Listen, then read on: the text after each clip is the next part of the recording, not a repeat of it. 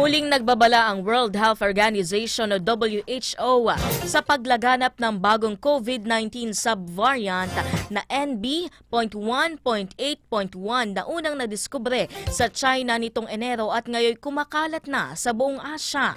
Ito'y di-sublineage ng naunang Omicron at nasa ilalim na ng mahigpit na monitoring dahil sa bilis ng pagkalat nito, partikular na sa Western Pacific region. Ayon sa WHO, wala pang ebidensya na mas nagdudulot ito ng malubhang sakit kumpara sa iba pang Omicron subvariants. Aminado naman ang Private Hospitals Association dito sa Pilipinas na may bahagyang pagtaas ng mga kasong kinukonsidera nilang posibleng COVID-19.